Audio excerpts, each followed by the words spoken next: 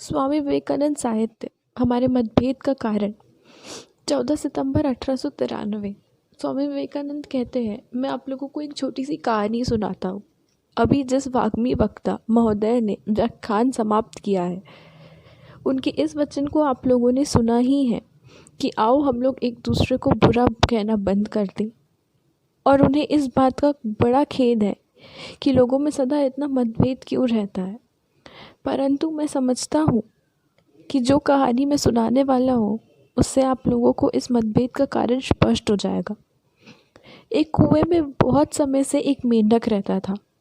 वह वहीं पैदा हुआ था और वहीं उसका पालन पोषण हुआ, पर फिर भी वह मेंढक छोटा ही था।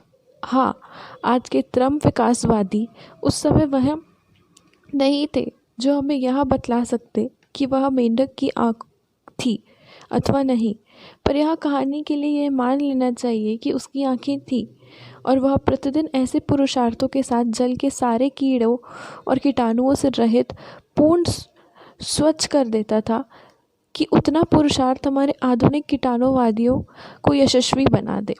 इस प्रकार धीरे धीरे यह मेंढक उसी कुएं में रहते रहते मोटा और चिकना हो गया। अब एक दिन एक दूसरा मेंढक जो समुद्र में रहता था वहाँ आ गया और कुएं में गिर पड़ा। तुम कहाँ से आए हो? मेंढक ने पूछा।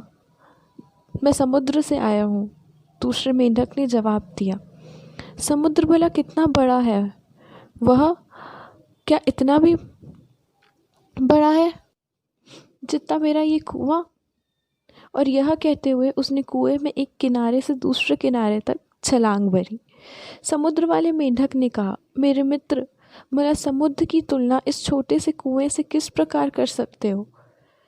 तब उस कुएं वाले मेंढक ने एक दूसरी ओर छलांग मारी और पूछा, तो क्या तुम्हारा समुद्र इतना बड़ा है? समुद्र वाले मेंढक ने कहा, तुम कैसी बेवकूफ़ी की बातें कर रहे हो? क्या समुद्र की तुलना तुम्हारे कुएं से हो सकती है? अब तो कुएं वाले मेंढक ने कहा, जा जा, मेरे कुएं से बढ़कर और कुछ हो ही नहीं सकता।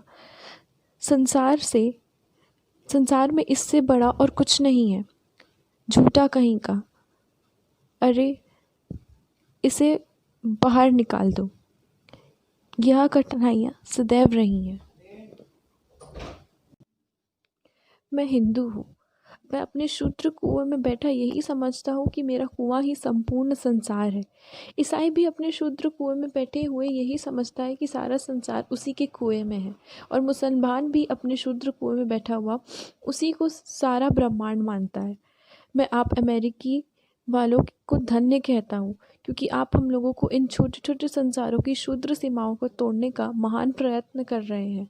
और मैं आशा करता हूँ कि भविष्य में परमात्मा आपके इस उद्योग में सहायता देकर आपका मनोरार्थ पूर्ण करे।